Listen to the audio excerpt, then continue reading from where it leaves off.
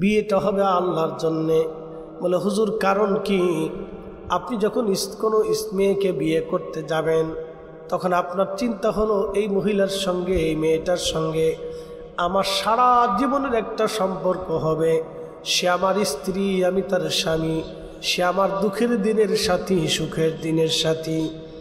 সে আমার পোশাক, আমি তার পোশাক।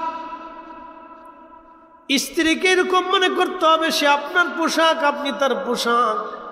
আপনার প্রতি তার যেমন অধিকার আছে তার প্রতি আপনার ওইরকম অধিকার আছে, সমানে সমানে অধিকার। আপনি যেটা খাবেন আপনার স্ত্রীও সেটা খাবে। আপনি যেই দামের পোশাক পরবেন আপনার স্ত্রীও ওই দামের পোশাক পরবে। আপনি যেই বিছানায় ঘুমাবেন আপনার স্ত্রীও সেই বিছানায় ঘুমাবে। আপনার স্ত্রী আপনার জীবনের অংশ। আপনার স্ত্রী আপনাকে সন্তান দিবে, ওই সন্তানটা আপনার বংশের পরিচয়। সুম্মা জাআলা নাসলাহু মিন সুলালাতিন মিন মাইন মাহিন। স্ত্রীকে কেমন বুঝতে হবে একটু বুঝে যান, আমি আপনাদেরকে বুঝাই। আপনার স্ত্রী আপনার কেমন হবে, আপনি আপনার স্ত্রীকে কেমনভাবে বুঝবেন? আপনি আপনার স্ত্রীকে কেমনভাবে বুঝবেন? আপনার স্ত্রী আপনার জীবনের অংশ, আপনার দেহের অংশ, আপনার পোশাকের অংশ, আপনার খাবারের অংশ, আপনার বিছানার অংশ, আপনার জীবনের অংশ, আপনার দুঃখের অংশ, আপনার সুখের অংশ। সে আপনাকে আপনার সন্তান উপহার দিবে। আপনার সন্তানটাকে সে লালন পালন করে বড় করে, কারণ আপনার সন্তানটা আপনার পরিচয়। আপনার সন্তান না হলে আপনার জীবনের কোনো পরিচয় নাই। কি কথা কন না কেন? সেই স্ত্রী আপনাকে কি করতেছে? আপনাকে সন্তান দিচ্ছে, যেটা আপনি 1000 বছর চেষ্টা করলেও হবে না। ওই জন্য স্ত্রীকে, নিজের বিবিকে নিজের জীবনের অংশ মনে করে দেখতে হবে। সে মহিলা মানুষ বিধায় আপনি তাকে ছোট করে দেখবেন না, শুধু নিজের কাম পিপাসা নিবৃত্ত করবেন এটার জন্য স্ত্রী না। নিজের জীবনের কাম পিপাসা নিবারণ করার জন্য স্ত্রী তা না। স্ত্রী হচ্ছে আপনার অর্ধাঙ্গ, আপনার জীবনের অংশ। যদি এইভাবে বুঝতে পারেন তাহলে স্বামী স্ত্রীর ঝগড়া কোনোদিন হবে না। আপনার স্ত্রীকে আপনাকে বুঝতে হবে, সেই স্ত্রী কেন, সে আপনার জীবনের কেন অংশ হলো। প্রিয় উপস্থিতি, আপনি তার দুঃখে আপনি তার পাশে থাকবেন, সে আপনার দুঃখে আপনার পাশে থাকবেন। মনে রাখবেন, ভালোবাসা দিলে ভালোবাসা পাওয়া যায়, ভালোবাসা দিলে ভালোবাসা পাওয়া যায়। আপনি আপনার স্ত্রীকে ভালোবাসা দিবেন, আপনার স্ত্রী আপনাকে ভালোবাসা দিবে। কারণ একটা জীবন, একটা সংসার আপনার হবে, আপনার সন্তান হবে। ওই সন্তানের সন্তান হবে। আপনি দাদার পরিচয় পাবেন, নানার পরিচয় পাবেন, বাবার পরিচয় পাবেন। কারণ আপনি দেখবেন একটা মানুষ সন্তান নেওয়ার জন্যে, পাওয়ার জন্যে, কত মানুষ আছে 20 বছর কোনো সন্তান হয় না। ওই লোকটার দুঃখের কোনো শেষ নাই। সে সারা জীবন দুঃখে দুঃখে কাটায় দেয় যে সন্তান আমার হলো না, আমি সন্তান নিতে পারলাম না, সন্তান আমার হলো না, আমার বংশের প্রদীপ হলো না, আমার বংশ আর রইল না। দেখবেন সে জীবনে ব্যবসা বাণিজ্য, রুটি রুজি তার আর কিছু ভালো লাগে। এই জন্য স্ত্রীকে, নিজের বিবিকে নিজের জীবনের একটা অংশ ভেবে নিবে। সে শুধু আপনার ভোগের বস্তু তা কিন্তু না, সে শুধু তাকে আপনি আনন্দের বস্তু বানাবেন না, না না। স্ত্রী এই জন্য না। আল্লাহ কোরআনে বলছেন, وَخَلَقْنَاكُم مِّن ذَكَرٍ وَأُنثَىٰ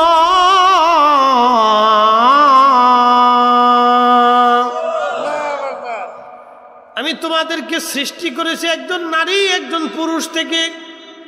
একসাথে বলা যাবে না সুবহানাল্লাহ? এই পুরুষের নাম বাবা, নারীর নাম মা।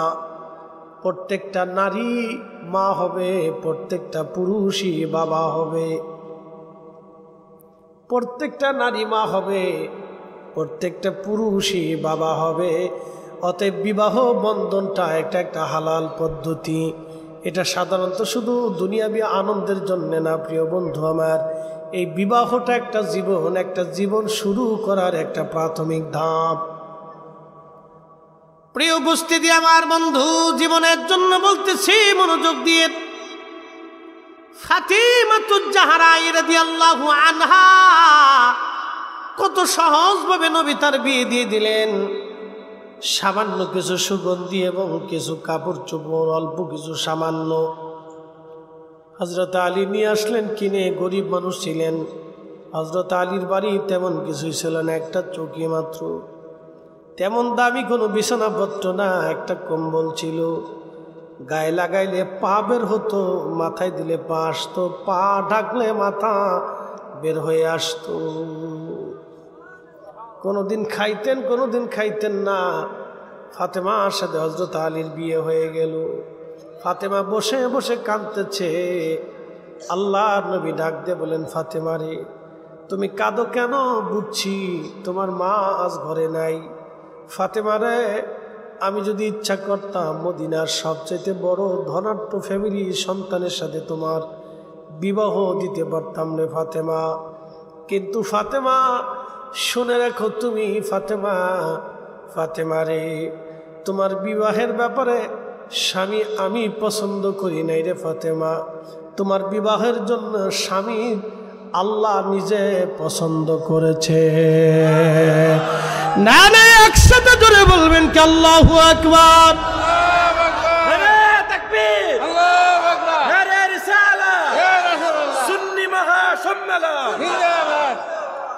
ফাতেমা, তোমার স্বামী আমি পছন্দ করি নাই, আল্লাহ নিজে পছন্দ করেছে। তুমি কাঁদবে না, চোখের পানি মুছে ফেলো মা আমার। ফাতেমা রাদিয়াল্লাহু আনহা চোখের পানি মুছে ফেললেন। আল্লাহ নিজে আমার স্বামী পছন্দ করেছেন, এর চাইতে ফাতেমার জীবনে আর কি সৌভাগ্য হতে পারে। তারা বিবাহটাকে কেমন চোখে দেখেছে, আর আমরা বিয়ে করার আগেই নাচতে নাচতে জান শেষ হয়ে যায়। এই বাড়ি বেহায়াপনা, ওই বাড়ি বেহায়াপনা, একবারে 50টা বেডি ঠিক করছে, সব কাঠের অর্ধ উলঙ্গ বানাইয়া তারপরে শুরু হয়ে গেছে বিয়ে। ছি ছি ছি, মুসলমানের বিয়ে এমনি হয় না। আবার নাম দিছে হাজি সাহেব, হাজি সাহেবের ভুল আর বিয়ে হইতেছে।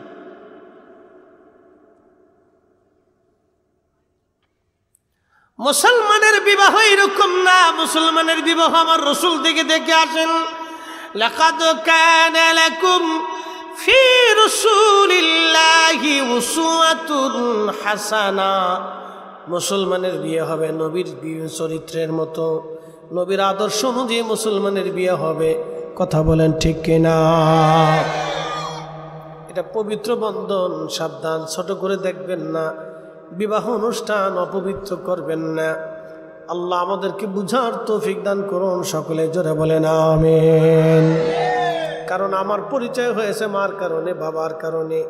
আমি আমার বৈধতা পেয়েছি, বৈবাহিক বৈধতার কারণে আমি বৈধতা পেয়েছি। যদি বিবাহর পদ্ধতি পৃথিবীতে না থাকতো তাহলে বাবার পরিচয় দুনিয়াতে থাকতো না। ঠিক কিনা? আজারে বাজারে শিয়াল কুত্তার মতো হয়ে যেত মানুষ, মানুষের কোনো পরিচয় ছিল। ভবেতে আসিয়া মানুষ হইয়া, ভবেতে আসিয়া মানুষের করিলাম কি।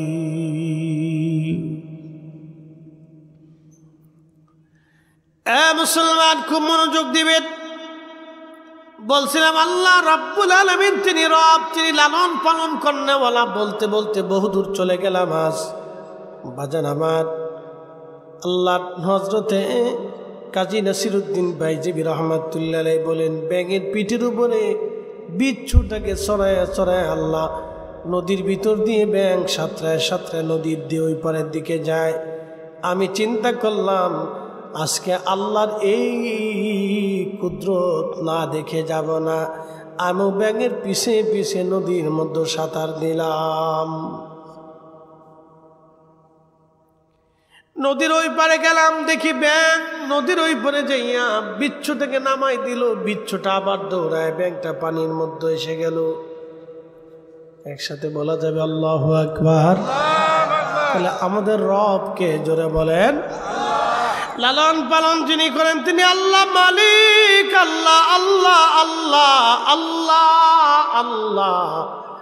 সুন্দর ফল সুন্দর ফল, মিঠা নদীর পানি, খুদা তোমার মেহেরবানি, খুদা তোমার মেহেরবানি। সুন্দর ফল সুন্দর ফল, মিঠা নদীর পানি, খুদা তোমার মেহেরবানি, খুদা তোমার মেহেরবানি।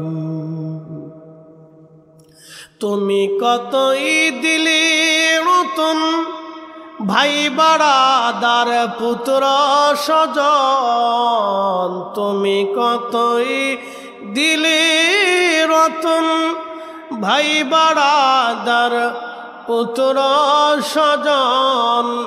ক্ষুধা পেলি অন্ন যোগাও, ক্ষুধা পেলি অন্ন যোগাও, মানি চাই না মানি, খুদা তোমার মেহেরবানি। সুন্দর ফল সুন্দর ফল, মিঠা নদীর পানি, খুদা তোমার মেহেরবানি। শ্রেষ্ঠ নবী দিলাম রে তরিয়ে নিতে রোজাহাসরে, শ্রেষ্ঠ নবী দিলাম রে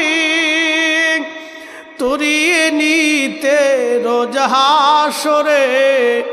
পথ না ভুলি তাই তো দিলে, পথ না ভুলি তাই তো দিলে, পাক কোরআনের বাণী, খোদা তোমার মেহেরবানি। সুন্দর ফল সুন্দর ফল, মিঠা নদীর পানি, খোদা তোমার মেহেরবানি। হ্যাঁ বেলগড়বাসী, মাইকের আওয়াজ যত দূরে যায় খুব মনোযোগ দিয়ে শুনবেন মা বোনেরা সহ। আল্লাহর বিশ্ববিখ্যাত মুফাসসির তিনি বলতেছেন, আমি দেখলাম ওই ব্যাঙ নদীর মধ্যে চলে গেল। বিচ্ছুটা দ্রুত গতিতে দৌড়ায় দৌড়ায় দৌড়ায় দৌড়ায় সামনের দিকে যায়। বিরাট বড় একটা গাছ, এই গাছের দিকে বিচ্ছুটা দৌড়ায় যায়। আমি তাকে অনুসরণ করতে লাগলাম, দেখি বিচ্ছুটা কোথায় যায়। বিচ্ছু দৌড়ে দৌড়ে গাছের গোড়ার দিকে যাচ্ছে। আমি আরো লক্ষ্য করলাম ওই গাছের গোড়াতে একজন আল্লাহর বুজুর্গ বান্দা ঘুমায় রইছে। গাছের গোড়া একজন অলি ঘুমানো, ওই অলিকে কামড় দেওয়ার জন্য একটা সাপ গাছের গোড়ার গর্তের ভিতর থেকে এসে আল্লাহর অলির মাথা বরাবর ফনা তুলেছে, কামড় দিবে। দেখেন আল্লাহ কত বড় রব। সাপ তাকে কামড় দিবে, ওই সাপ থেকে আল্লাহর অলিকে বাঁচানোর জন্য আমার রব আমার আল্লাহ ব্যাঙ খবর দিছে, বিচ্ছু খবর দিয়েছে।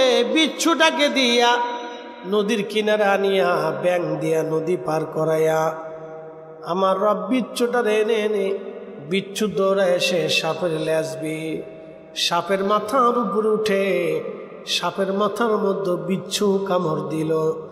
সঙ্গে সঙ্গে বিচ্ছুর কামড়ে সাপ আস্তে করে মাটির মধ্যে ঢলে পড়ে ছাটাছাটি করে সাপটা মরে গেল। একসাথে আবার জোরে বলেন আল্লাহু আকবার। কখনো তোমাকে যদি ভুলি, হেদায়েতের আলো জেলে নিও কাছে তুলি, ঠাই দিও প্রিয়তম ওগো, ঠাই দিও প্রিয়তম ওগো মহিয়ান, তুমি রহমান তুমি মেহেরবান। ঠিক কিনা? চিন্তা করতে পারছেন? ইমাম কাজী নাসিরউদ্দিন বাইজাবি রহমতুল্লাহ আলাইহি বলেন, আমি আশ্চর্য হচ্ছি যে ইয়া রব, রব্বুল আলামিন, তুমি যে রব্বুল আলামিন, তার বাস্তবতা এটা। বিচ্ছুর কামড়ে সাপ মরে গেল, বিচ্ছুর কামড়ে সাপ মরে গেল। সাপ কাল খুব মনোযোগ দিবেন,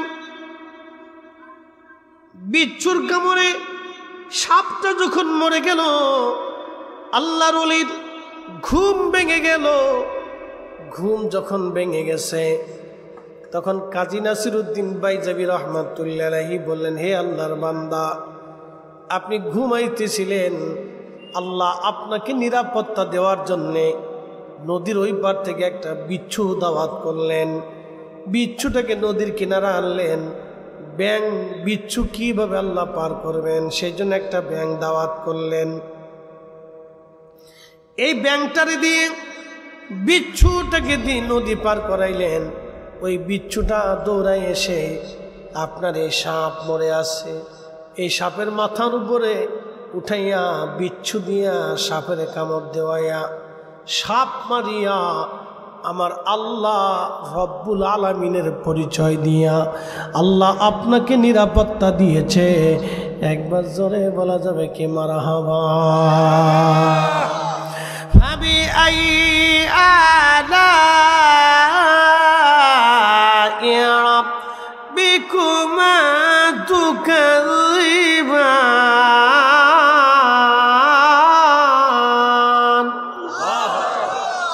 আল্লাহ ডাক দিলেন, হে মানুষ এবং জিন, বলো বলো তোমরা আল্লাহর কোন কোন নিয়ামতকে অস্বীকার করবা, আল্লাহর কোন কোন নিয়ামত অস্বীকার করবা, তোমরা বলো বলো বলো। আল্লাহর কোনো নিয়ামত অস্বীকার করার মতো কোনো শক্তি আমাদের নাই, নাই নাই নাই, কোনো নিয়ামত অস্বীকার করার কোনো রাস্তা আমাদের নাই। আল্লাহ মাফি কলবি গায়রুল আহা নূর মুহাম্মদ জোরে নূর মুহাম্মদ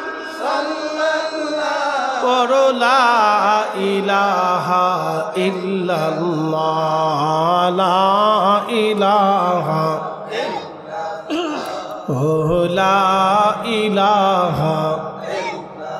আসিয়া বলে আল্লাহ আল্লাহ, ফেরাউন দিছে কত জ্বালা।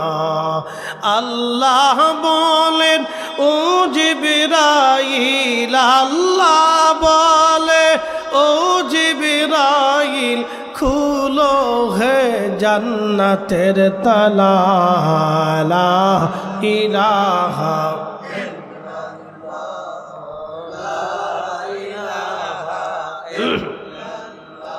ও লা ইলাহা হক লা ইলাহা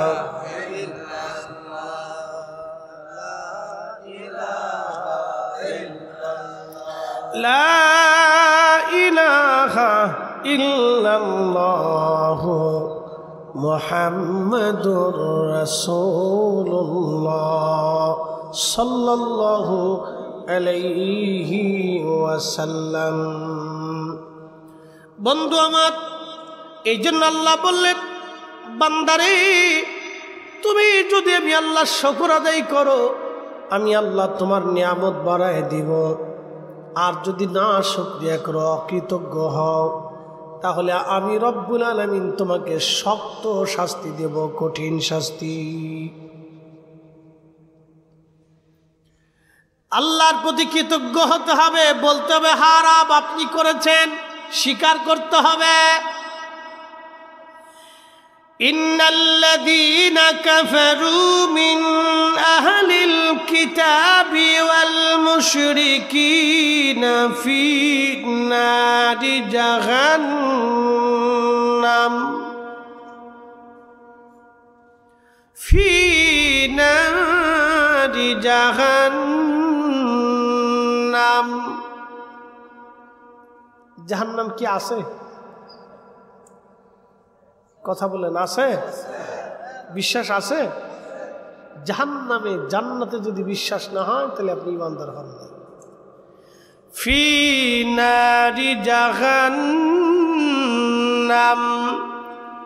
জাহান্নাম খালিদিনা ফিহা।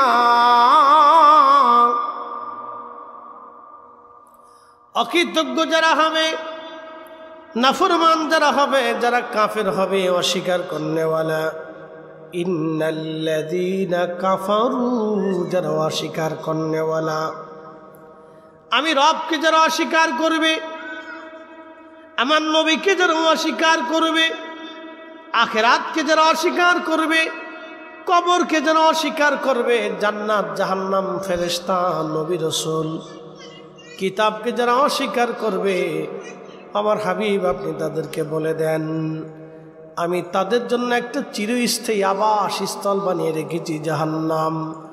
কঠিন শাস্তির জায়গা জাহান্নাম।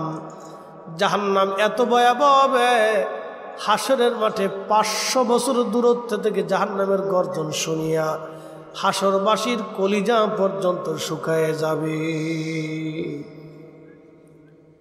জাহান্নামের কাছে যেতে হবে না, 500 বছরের দূর, 500 বছরের দূরত্ব থেকে জাহান্নাম দেখিয়া, আল্লাহ জাহান্নাম দেখিয়া গর্জন তর্জন শুনিয়া আসরবাসী পাগল পাড়া হয়ে যাবে, কলিজা শুকায়ে যাবে, ভয়ে বিহবল হয়ে যাবে, হায় সর্বনাশ। তখন মানুষেরা নাফরমানেরা গোশতগুলি চামড়াগুলি কামড়ায় কামড়ায় টেনে টেনে ছিঁড়ে ফেলবে আর আফসোস করবে, হায় আমরা কেন মানুষ হয়েছিলাম, মানুষ না হয়ে যদি কুত্তা বিলেই হইতাম কতই না উত্তম হতো। আমরা কেন মানুষ হইলাম, কেন মানুষ আমরা হইলাম, কেন মানুষ হইলাম, কেন মানুষ হইলাম। মাধবপুরবাসী আল্লাহর শুকর করেন, আল্লাহর প্রতি কৃতজ্ঞ হন, না হলে বিরাট বড় বিপদ। কৃতজ্ঞ হতে হবে আপনাকে। সব আল্লাহ আমাদেরকে দেন, আমরা কৃতজ্ঞ হব আল্লাহর। আমাদের জীবনের সব কিছু হবে আল্লাহর খুশির জন্য, আল্লাহর সন্তুষ্টির জন্য আমাদের জীবনে সব হবে। আল্লাহকে খুশি করার জন্য আমরা চেষ্টা করব। প্রিয় বেলগড়বাসী, আল আরাফা ইসলামী সুন্নি যুব সংঘের উদ্যোগে আজকের এই মাহফিল, বাবাজি প্রত্যেক বছর এই মাহফিল কেন হবে। আমার বাবা মা দাদা দাদি অনেকে কবরে চলে গেছে, আমরা তাদের কাছে চিরদিনের জন্য ঋণী হয়ে বসে আছি। কি কথা কন না কেন? আমরা তাদের কাছে কি চিরঋণী, চিরঋণী, চিরঋণী। আবার বলতেছি, মেহশরের মাঠে যদি আল্লাহ বলে মৌলানা ফরিদি তুমি তোমার পিতামাতার অবাধ্য সন্তান, আয় আফসোস আমার জিন্দিগির সমস্ত ওয়াজিব বৃথা হয়ে যাবে। এক কথাই শেষ। যদি আল্লাহ কিয়ামতের ময়দানে আমাকে ডাক দে বলতেছে, হ্যাঁ ফরিদি তুমি তোমার পিতামাতার অবাধ্য অকৃতজ্ঞ সন্তান, আমার জীবনের হায় আফসোস, আমার জীবনের সব ওয়াজগুলি নিষ্ফল হয়ে যাবে সেই দিন। আমার জীবনের সব সেজদাগুলি নিষ্ফল হবে, আমার জীবনের সব জিকির নিষ্ফল হবে, আমার জীবনের সব ইবাদত দান সদকা সেই দিন নিষ্ফল হয়ে যাবে। কারণ আল্লাহ রসুল বলেছেন, পিতামাতার অবাধ্য এবং পিতামাতার অকৃতজ্ঞ সন্তান কখনো জান্নাতে যাবে না। বাবা মা ক্ষমা না করা পর্যন্ত তাদের জান্নাত হবে না। বর্তমান মদিনার একজন ইমাম আছে, তার নাম শায়েখ আব্দুর রহমান হুজাইফি শায়েখ আব্দুর রহমান হুজাইফি মাদ্দাজিল্লাহুল আলী। 40 বছর ধরে মদিনায় আমার রসুলের মসজিদের তিনি ইমাম। মারহাবা বলা যাবে না?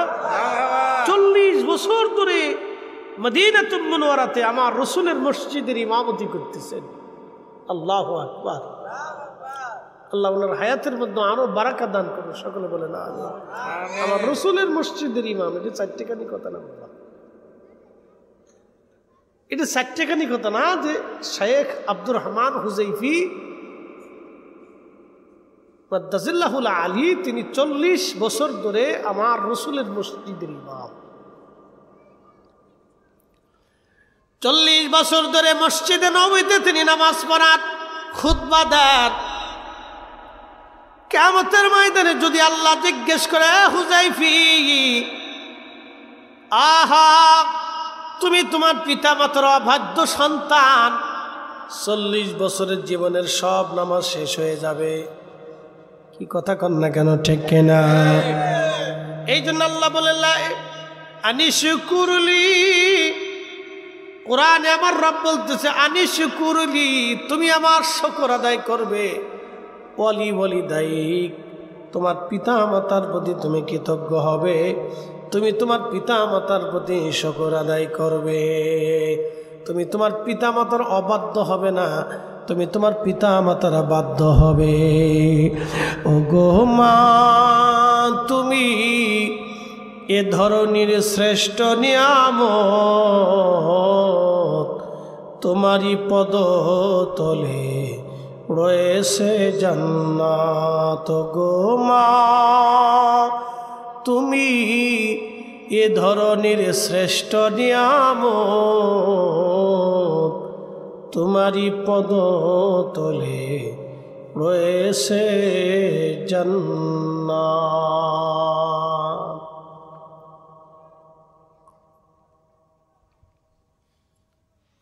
আমাদের অনেক মা কবরে,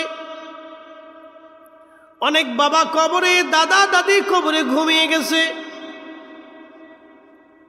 নেকির দরজা বন্ধ হয়ে গেল তাদের, তারা আর কোনো নেকি পাচ্ছে না। কিন্তু 3টা দরজা এখনো খোলা।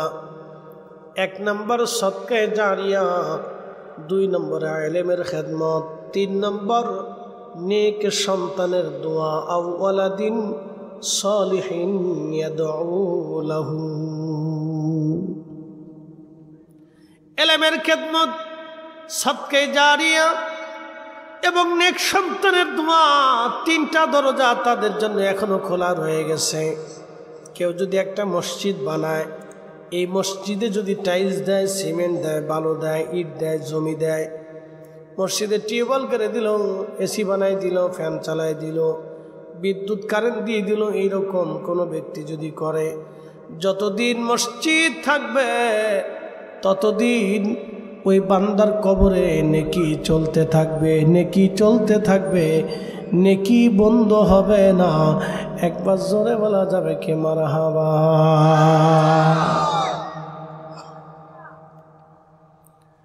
2 নম্বর ইলমের খেদমত। কেউ যদি মাদ্রাসা বানায়, একটা ছেলে এতিম, এতিম ছেলেরা আলেম বানায়, নিজের সন্তানটাকে কেউ যদি আলেম বানায়, নিজের মেয়েটাকে যদি আলেমা বানায়, হাফেজ বা হাফেজা বানায়, মুফতি বা মুফতিয়া বানায়, কোনো মা বাবা যদি তার সন্তানদেরকে আলেম আলেমা বানায়, তাহলে ওই সন্তান যতদিন আমল করবে, ওই সন্তান থেকে, ওই আলেম থেকে যত আলেম আসবে, সে আলেম থেকে যত আলেম আসবে, সে আলেম থেকে যত আলেম আসবে, কিয়ামত পর্যন্ত এই ইলমের ধারা যতদিন চলতে থাকবে, আল্লাহু আকবার, ওই বান্দা কবরে থাকবে কিন্তু নেকি বন্ধ হবে না, নেকি চলতে থাকবে, চলতে থাকবে। একসাথে জোরে বলা যাবে কি সুবহানাল্লাহ।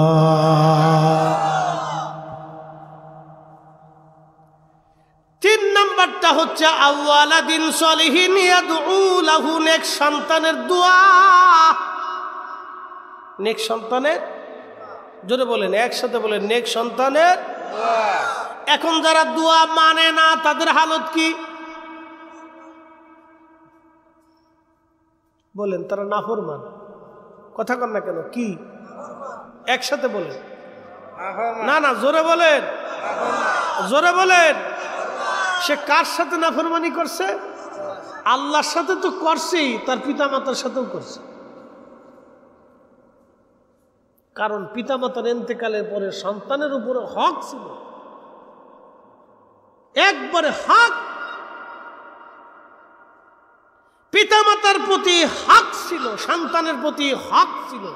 পিতামাতা সন্তানের কাছে পাইতো, বাধ্যতামূলক পাইতো দোয়া, আওয়ালাদিন সালিহিন ইয়াদউ লাহু। কিন্তু সন্তান দোয়া করে নাই, দোয়া মানে নাই। বেদাতের দোহাই দিয়ে যারা দোয়া বন্ধ করে দিল, দোয়া থেকে মুসলমানদেরকে নিষ্ক্রিয় করে দিল, ওরাই অরিজিনাল বেদাতি। এই কথা কন না, জোরে বলেন। ওরা অরিজিনাল, ওরা বেদাতি। রাসূলের হাদিস মিথ্যা হয়ে যাবে, পৃথিবী উল্টে যাবে। নবী যাহা বলেছে তা কখনো চেঞ্জ হবে না, পরিবর্তন হবে না। আওয়ালাদিন সালিহিন ইয়াদউ লাহু, নেক সন্তানের দোয়াগুলি বাবা মার কবরে পৌঁছায় পৌঁছায় পৌঁছায়। একসাথে বলবেন আল্লাহু আকবার।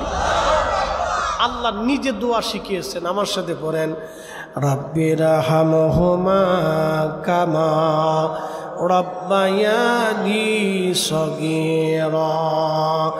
রাব্বিরহামহুমা কামা রাব্বায়ানি সগীরা। আল্লাহ দেখেন কত চমৎকার করে আমাদেরকে আল্লাহ বাক্যগুলি শিক্ষা দিলেন। দোয়া কোন বাক্য দিয়ে, কোন শব্দ দিয়ে, শব্দমালা দিয়ে আপনি দোয়া করবেন আল্লাহ তাও শিখাইলেন। রাব্বিরহামহুমা কামা রাব্বায়ানি সগীরা সগীরা রাব্বায়ানি সগীরা। হে রব, দেখছেন আল্লাহ শিখাচ্ছেন যে, হে বান্দা তুমি ওইভাবে দোয়া করো। আল্লাহ জবান দিয়ে আল্লাহ শিখাই দিতেছে দোয়া। আর আমার দেশের মোল্লায় কয় বেদাত, আল্লাহ কয় করো, এটা ইবাদত। আর মোল্লায় কয় বেদাত। মোল্লার ফতোয়া লাথি মারতে হবে, আল্লাহটা মেনে নিতে হবে, রাসূলেরটা মেনে নিতে হবে। কথা বলেন ঠিক কিনা? সাদাকাল্লাহুল মাওলানাল আযীম, আল্লাহ সত্যবাদী। ওয়া সাদাকা রাসূলুহুন নবিয়্যুল হাবিবুল করিম, আমার রাসূল সত্যবাদী। আল্লাহ সত্য বলেছে এবং তার রাসূল সত্য বলেছে, ঠিক কিনা? খুব মনোযোগ দিয়ে শুনবেন। আল্লাহ কোরআনে দোয়া শিক্ষা দিলেন, হে বান্দা তুমি এইভাবে দোয়া করো। হে রব, তুমি আমার পিতামাতাকে জান্নাতে সেইভাবে লালন পালন করো যেইভাবে আমার পিতামাতা ছোট্টকালে রব্বায়ানি সগীরা, ছোট্টকালে আমার মা আমারে দুলিয়ে দুলিয়ে দুলিয়ে দুলিয়ে ঘুম পাড়াইতো। তুমি আমার আব্বা আম্মারে জান্নাতে ওইভাবে দোলায় দোলায় ঘুম পাড়াও। আল্লাহর ভাষা দেখছেন? আল্লাহর ভাষা বুঝে যান, কত চমৎকার করে আল্লাহ নিজে দোয়া শিখেছেন। নাফরমান দোয়া মানেই না, নাফরমান দোয়া মানেই না।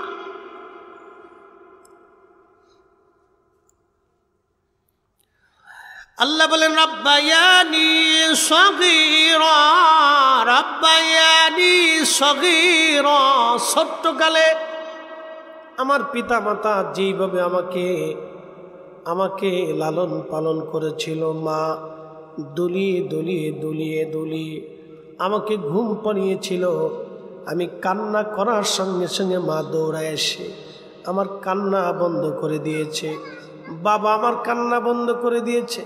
কাঁধে করে বাবা ঘুরে বেরিয়েছে, হাতে ধরিয়ে ঘুরিয়ে বেরিয়েছে। বাবা আমার ছোট ছোট গাড়ি করে দোলনার মধ্যে নিয়ে বাবা দুলিয়ে দুলিয়ে দুলিয়ে দুলিয়ে আমাকে ঘুম পাড়িয়েছে। আমি অসুস্থ হওয়ার সঙ্গে সঙ্গে বাবা ডাক্তার দেখি, পাগল পাড়া হয়ে গেছে আমার সুস্থ বানানোর জন্য। আমি পেশাব পায়খানা করেছি, মা আমার পেশাব পায়খানা পরিষ্কার করে আমার বুকের মধ্যে নিয়ে আবার চুমায় চুমায় ভরে দিয়েছে। মা কখনো বেজার হয় নাই, মা কখনো অসন্তুষ্ট হয় নাই। আমি যত পায়খানা করেছি, পেশাব করেছি, মা কখনো রাগ করে নাই। আল্লাহ রব্বায়ানি সগীরা, রব্বায়ানি সগীরা, তুমি আবার আব্বা আম্মার ওইভাবে লালন পালন করো যেইভাবে আমার বাবা মা ছোট্টকালে আমাকে ওইভাবে লালন পালন করেছিল। আমার আব্বা আম্মার ওইভাবে জান্নাতের মধ্যে রাখো যেইভাবে আমার বাবা মা ছোট্টকালে আমাকে ওইভাবে লালন পালন করেছিল, আদর করেছিল, সোহাগ দিয়ে, ভালোবাসা দিয়ে আমার মা আমার আব্বা আমার জীবন ভরিয়ে দিয়েছিল। আল্লাহ, ওইভাবে তুমি জান্নাতের ভিতরে আমার আব্বা আম্মারে লালন পালন করো। চিন্তা করেন তো, আল্লাহ দোয়ার কালাম কত সুন্দর। এই সূক্ষ্ম চিন্তা যদি ব্রেনে আসে, কোন সন্তান পিতামাতার থেকে দোয়া থেকে মারুম হবে না। খালি বেদাত বেদাত দেহে ভয় দেখাইতেছে। নিজে বেদাত বেদাত বলতে বলতেছে, নিজে যে বেদাতি হয়ে গেছে নিজেও জানে না। বেদাত বেদাত বলতে বলতে নিজে যে কখন বেদাতি হয়ে গেছে নিজেও জানে না। নিজে বেদাতি হয়ে গেছে নিজেও বুঝে না যে আমি নিজে বেদাতি হয়ে গেছি। এই জন্য দোয়া করবেন, দোয়া ভুলবেন না। তিনটা দরজা খোলা, ওই মা কবর থেকে চাতক পাখির মতো এই মাহফিলের দিকে তাকায় রইছে। আমার খোকা, আমার ছেলেটা মাহফিলে গেছে, আজকে দোয়া করবে। আমার মেয়েটা মাহফিলে গেছে, আজকে দোয়া করবে। আমার নাতি মাহফিলে গেছে, দোয়া করবে। আমার পুতি মাহফিলে গেছে, দোয়া করবে। আমার ভাতিজা মাহফিলে গেছে, দোয়া হবে। এইভাবে প্রিয়জনরা কবরের উপরে রুহগুলি এসে বসে বসে প্রতীক্ষা করতেছে, তারা দোয়া করবে।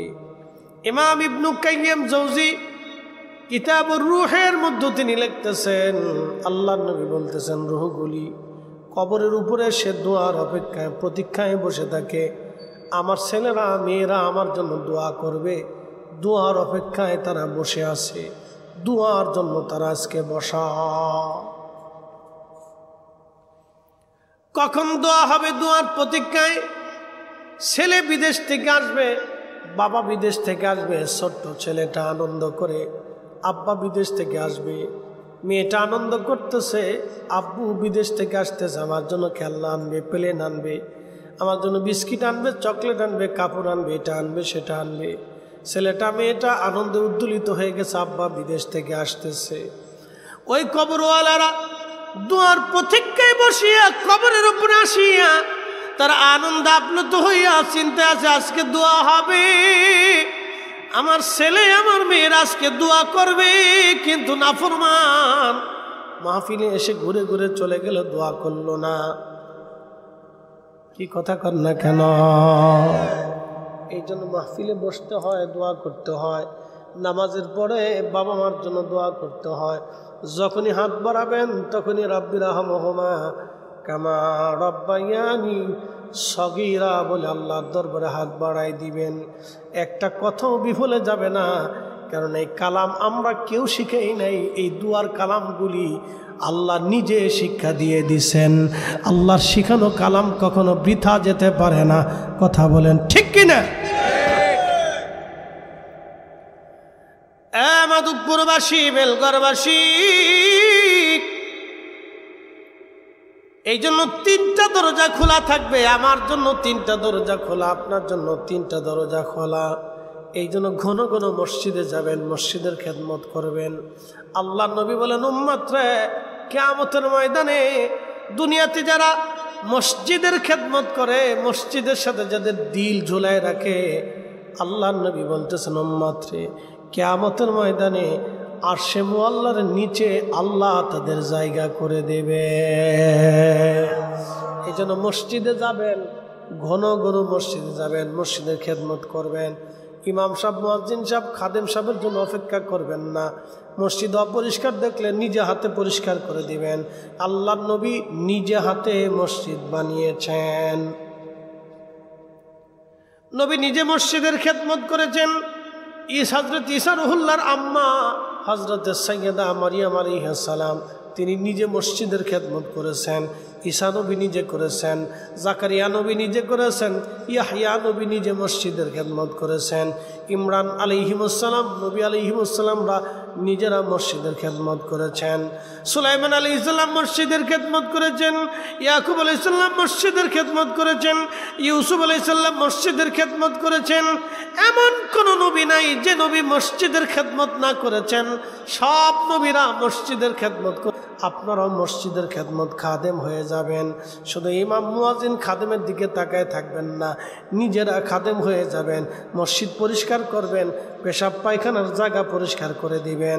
এখানে কিছুই নাই, বরত্ব দেখানোর কিছু নাই। আমি ফরিদ সাহেব বিরাট বড় বক্তা, আমি কি করে মসজিদের পেশাব পায়খানা পরিষ্কার করব, এটা হবে না।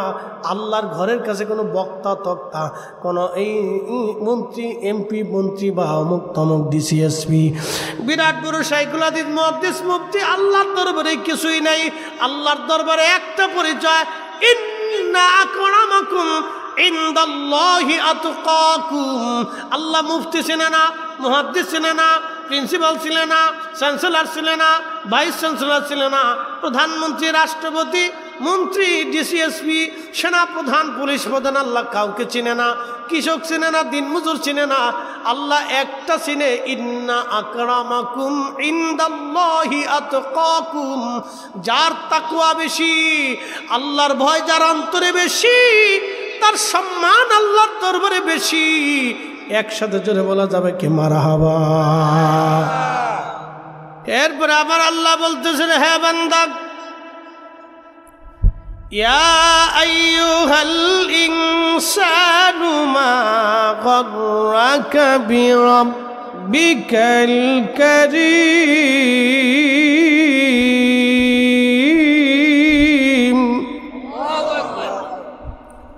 হে মানুষ, হে মানব জাতি, কিসে তোমাকে আমি আল্লাহ থেকে জুদা করে দিল বলো?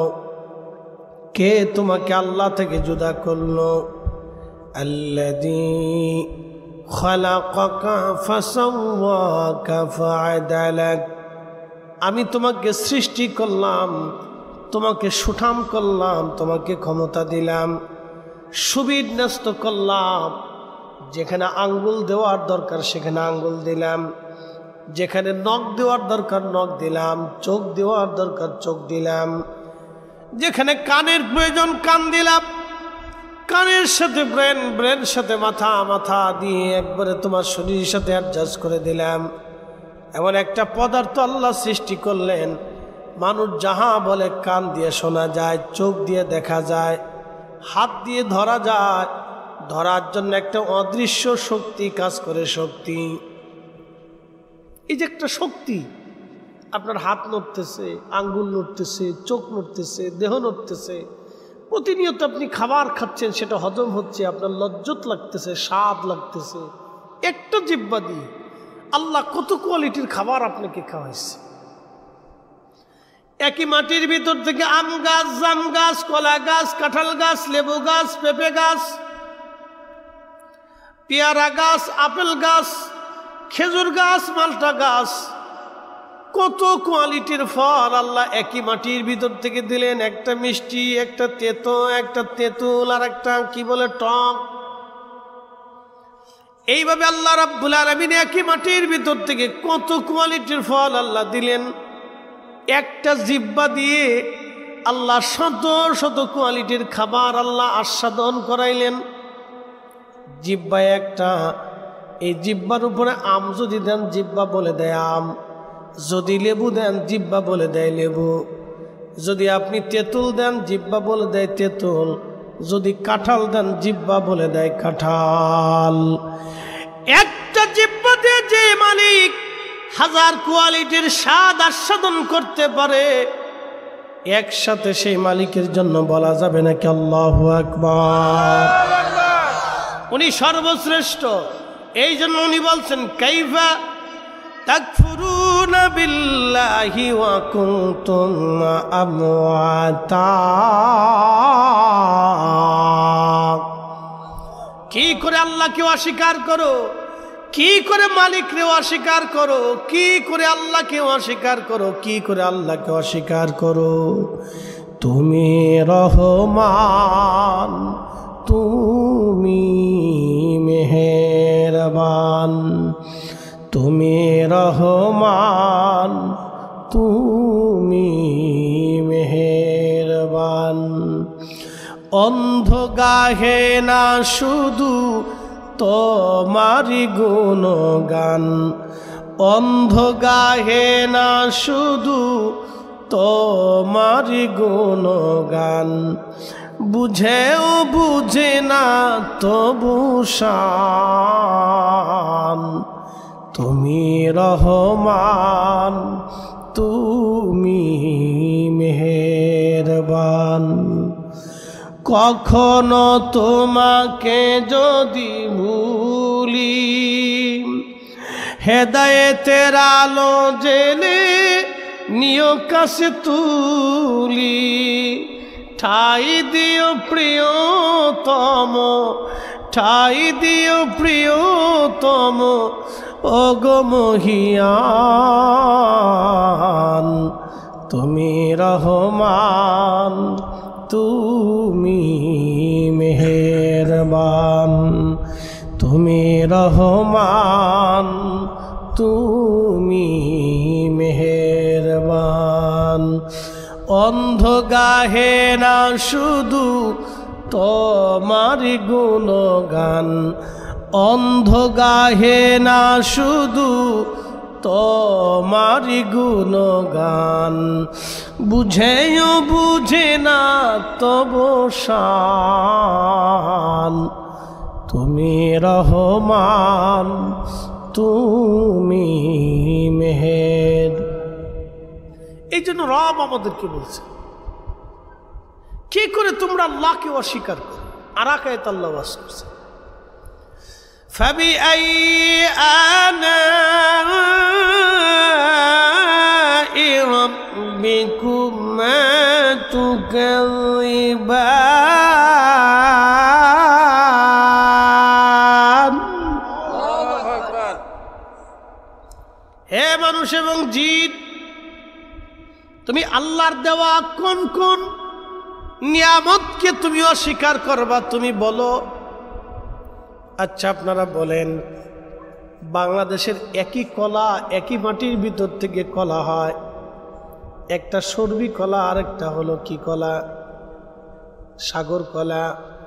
আর আমাদের দেশে আরেকটা বলে নুম্মি কলা। আপনাদের আঞ্চলিক ভাষায় কি বলে আমি জানি না। একটা আছে বিচে কলা। এরকম কলার ভিতরে ৪-৫টা ভাগ আছে, এক এক কলার এক এক স্বাদ। আচ্ছা বলেন তো, এক এক কলার এক এক স্বাদ যিনি দিলেন তিনি কে? কে? আমাদের এই জীববিজ্ঞান পারে নাই? জীববিজ্ঞান কি পারছে আজও পর্যন্ত? পারে নাই। একই কলার ভিতরে কয়েকগুলি জাত, একই আম, অন্তত 10টার উপরে জাত আছে আমের জাত। এই 10টা আমের জাতকে একই মাটির ভিতর থেকে একই গাছ দিয়ে 10টা আমের জাতের 10 কোয়ালিটির স্বাদ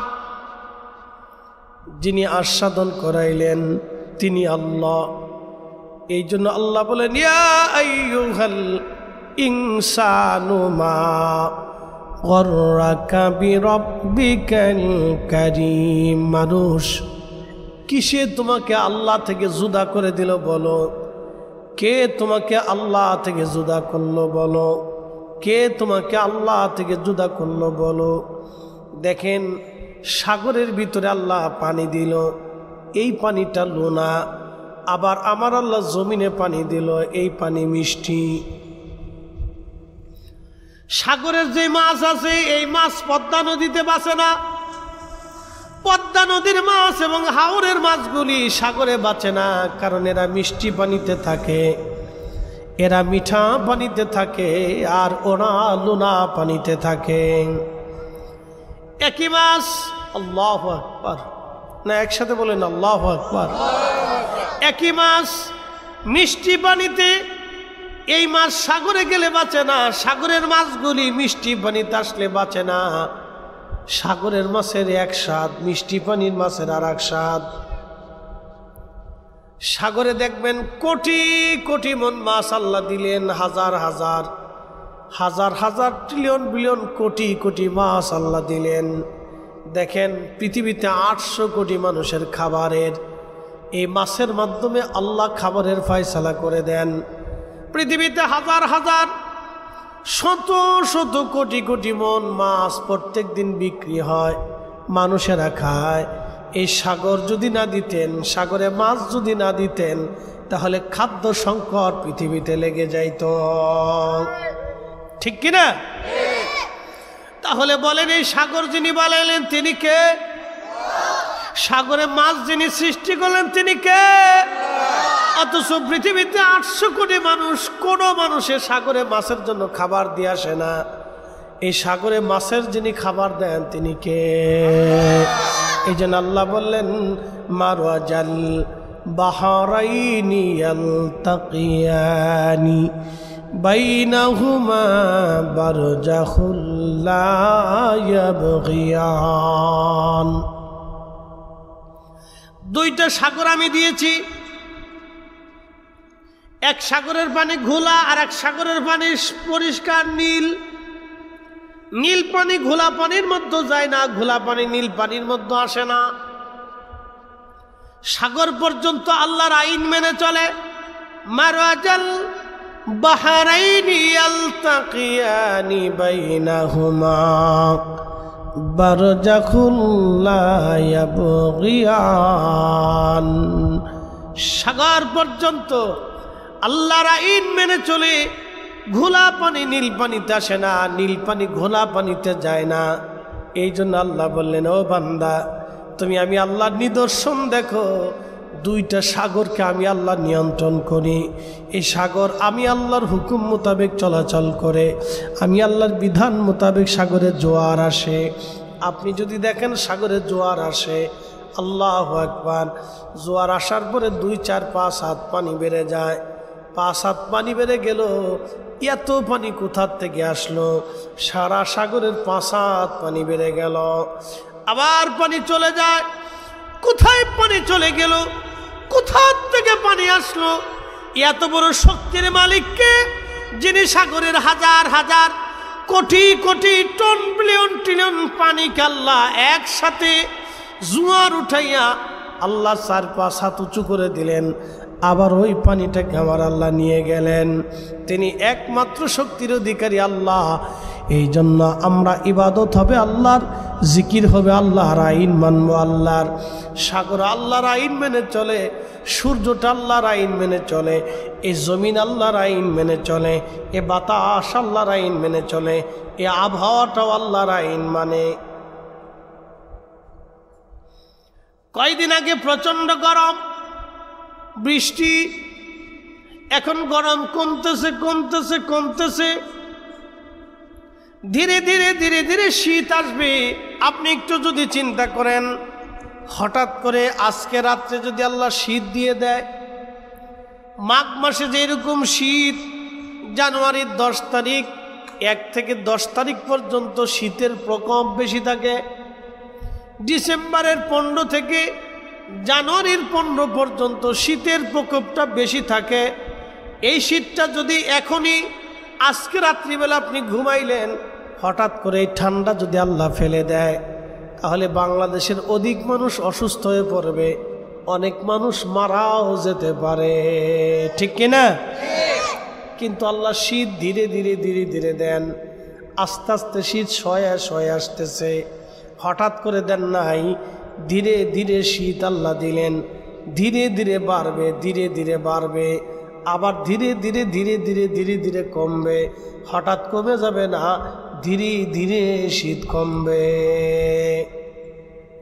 আচ্ছা বলেন, আবহাওয়া কি আমাদের হুকুমে চলে? আবহাওয়া দপ্তরের নিয়ম অনুযায়ী চলে? তাহলে কার? আল্লাহর। তাহলে আল্লাহর কোনো নিয়ামত অস্বীকার করার কোনো সুযোগ আমাদের নাই। এই জন্য আল্লাহ বললেন ফাযকুরুনি আযকুরুকুম ওয়াশকুরুলি ওয়ালা তাকফুরুন।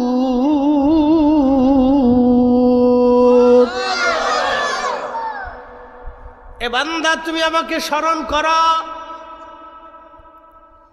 আল্লাহ বলতেছেন বান্দা তুমি আমাকে স্মরণ করো, আমি আল্লাহ তোমাকে স্মরণ করব। আমরা আল্লাহ আল্লাহ আল্লাহ আল্লাহ আল্লাহ আল্লাহ আল্লাহ আল্লাহ জিকিরে যখন স্মরণে বসে যাই, আমার রব কিন্তু বান্দা বান্দা বান্দা বান্দা বান্দা বান্দা করে না। আপনি যখন আল্লাহকে ডাক দেন তখন আমার আল্লাহ 10 বার আপনার ডাকে সাড়া দেয়। একসাথে বলবেন আল্লাহু আকবার। আপনি ডাক দিয়েছেন কয়বার? একবার। হাতটা বাড়াই দিলেন, ইয়া রাব্বি রব্বানা রব্বানা রব্বানা। রব্বানা শব্দের অর্থ হলো আমার প্রতিপালক। লালন পালন করে কে? হ্যাঁ, চোখে আলো দিছে কে? কানে শ্রবণ দিছে কে? জবানে ভাষা দিছে কে? আল্লামাহুল বায়ান। আমি তাদের জবানে ভাষা দিলাম। এক এক জায়গার এক এক ভাষা আল্লাহ দিল। বাংলাদেশি 17 প্রকারের ভাষা আছে, ইন্ডিয়াতে 250 প্রকারের ভাষা আছে, সারা পৃথিবীতে অন্তত 3 থেকে 3,500 ভাষা আছে। সুবহানাল্লাহ বলবেন না? বর্তমান রানিং পৃথিবীতে 3,500 ভাষা আছে। সব ভাষার স্রষ্টাকে আল্লাহ। নূহ আলাইহিস সালাতু ওয়াস সালামের বেটা 4টে ছেলে ছিল, হাম সাম ইয়াফেস কেনান। হাম সাম ইয়াফেস কেনান। তো কেনান মহাপ্লাবনে পানিতে ডুবে মরে গেল। 3টে ছেলে রইল, হাম সাম ইয়াফেস। আজকে শুনে যান, হাম সাম ইয়াফেস 3টে ছেলে রইল। এই 3টে ছেলে থেকে সারা পৃথিবীতে মানুষ। হাম আরবে, সাম ইউরোপে, ইয়াফেস আফ্রিকাতে। বুঝে যান, হাম আরবে, সাম ইউরোপ, তুরস্ক থেকে শুরু করে এই অঞ্চল, আমাদের এই বেল্ট থেকে শুরু করে সারা অঞ্চল। আর ইয়াফেসের বংশধর হলো আফ্রিকাতে। ইয়াফেসের বংশধর কালো হয়েছে, তার শুক্রাণু আল্লাহর নবী নূহ নবী অভিশাপ করেছিলেন। হযরত নূহ আলাইহিস সালাম মহাপ্লাবনে নৌকার মধ্যে তিনি ঘুমিয়েছেন। হঠাৎ করে বাতাসে তার লুঙ্গি উঠিয়ে ফেলে দিয়েছে। অর্থাৎ নবীরা তো মাসুম। এই যে আপনাদের যে গিরা আছে, গিরার উপরে কাপড় উঠলে ফরজ তরক হয়ে যাবে। আল্লাহর নবী নূহ আলাইহিস সালামের ওই কাপড়টা বাতাসে উড়াইয়া এই গিরা পর্যন্ত, সতর পর্যন্ত নিয়ে আসছে। কিন্তু তার ছেলে ইয়াফেস দেখার পরও কাপড় সরাই দেয় নাই। কথা বুঝেন নাই মনে হয়? একসাথে বলেন তো আল্লাহু আকবার। বুঝাই দিয়েছে, ছেলে ইয়াফেস নূহ আলাইহিস সালাম নৌকার ভিতরে যে বিশ্রাম ঘুমিয়ে পড়ছে, তো বাতাস না, তো বাতাসে কাপড় উঠিয়ে গিরা পর্যন্ত নিয়ে আসছে, সতর পর্যন্ত নিয়ে আসছে। নবীরা তো গুনাহ করতে পারে না, ফরজ তরক করতে পারে না, কিন্তু সতর পর্যন্ত কাপড় নিয়ে আসছে। এই দৃশ্যটা দেখছে হচ্ছে ইয়াফেস। তো ছেলে তো 3টা, হাম সাম ইয়াফেস। হাম সাম ইয়াফেস। তো ইয়াফেস এটা দেখার পরেও সে কি করছে, বাবার কাপড় এরকম নামাই দেয় না। তো নূহ আলাইহিস সালামের ঘুম ভেঙে গেছে। ঘুম ভেঙে যাওয়ার পরে নূহ আলাইহিস সালাম দেখে তার সতর পর্যন্ত কাপড় বাতাসে উড়িয়ে নিয়ে আসছে। ছেলেদেরকে ডেকে বলেন, ছেলেরা রে, আমার সতর পর্যন্ত কাপড় আসছে, তোমরা কি দেখো নাই? ইয়াফেস ডাক ডাক, আব্বা জানা আমি দেখছিলাম। তাহলে কেন তুমি আমার সতর নামায় দেও নাই? বেটা, তোমার জন্য বদদুয়া করে দিলাম, আল্লাহ তোমার শুকরানু যেন তোমার বংশধর থেকে আল্লাহ যেন এইরকম বিকৃত চেহারা সন্তান দুনিয়াতে পাঠায়। এই জন্য আফ্রিকানদেরকে যদি আপনি দেখেন আপনার ভয় লাগবে। তাদের চেহারা মানুষ, কিন্তু চেহারা ভিন্ন রকম। আই হাই, আপনি যদি হেরেনে যান হজের সময় দেখবেন আফ্রিকান দেখা যায়, বাচ্চা কাচ্চালে গাড়ির উপর ঝুলে দিয়ে বেডির হাঁটতে হাঁটতে হজ করতে চলিয়েছে। উড়ে বেডির বেডি, বাংলাদেশের এরকম বেডি সারা এলাকায় খুঁজে পাবেন না। 50 মাইল আইটে চলে যেতেছে, বাচ্চা কান্দে করে হাঁটতেছে, ধুম ধুম ধুম ধুম হাঁটতেছে। আফ্রিকা এই ইয়াফেসের বংশধর হলো আফ্রিকান। নূহ আলাইহিস সালাম বদদুয়া করলেন যে আল্লাহ যেন তোমার বংশ থেকে যে সন্তানগুলি পাঠায় এগুলি যেন আল্লাহ রাব্বুল আলামিন বিকৃত চেহারা করে দুনিয়াতে পাঠায়।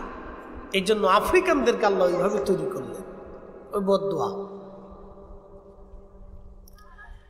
এরা ইয়াফেসের বংশধর, আর আমরা হামের বংশধর। আর সামের বংশধর হলো তাম পৃথিবীর অন্যান্য বেল্ট, ইউরোপ, এশিয়া,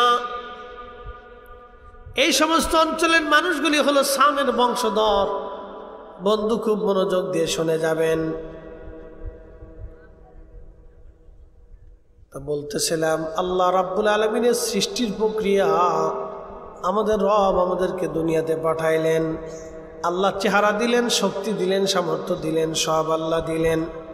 আল্লাহর কথাটা বলছিলাম বাবাজি, এই জন্য আল্লাহ বললেন আমাকে স্মরণ করো, আমি আল্লাহ তোমাদেরকে স্মরণ করব। আমরা আল্লাহ আল্লাহ যখন জিকির করি আমার আল্লাহ তখন 10টা আবার আল্লাহ ডাক দেয়। রব্বানা আতিনা বলে যখন আপনি ডাক দিবেন, হে আমার প্রতিপালক, আমার লালন পালন করনেওয়ালা, ও আমার রব লালন পালন করনেওয়ালা বলে যখন আল্লাহকে ডাক দিবেন, রব্বানা আতিনা ফিদ দুনিয়া রব্বানা লা তুজিগ কুলুবানা রব্বানা আগফির লানা ওয়ারহামনা আনতা মাওলানা। রব্বানা রব্বানা বলে যখন আল্লাহকে ডাক দিবেন, আমার আল্লাহ 10টা বার আপনার ডাকে স্মরণ দেয়, 10 বার। 10টা বার আল্লাহ বলেন, বান্দা কি বলো বলো, বান্দা কি চাও বলো, বান্দা কি লাগবে বলো। আপনি যখনই বলবেন রব্বানা, হে আমার প্রতিপালক যিনি লালন পালন করেন, আল্লাহ তাকে রব বলা হয়। এই জন্য আল্লাহ হচ্ছে রব। শুধু তিনি রব না, রব্বুল আলামিন সমস্ত জগৎ সমূহের রব। একটা দিয়ে আর একটাকে তিনি লালন পালন করেন, একটা দিয়ে আর একটাকে তিনি লালন পালন করেন, তিনি আমাদের রব।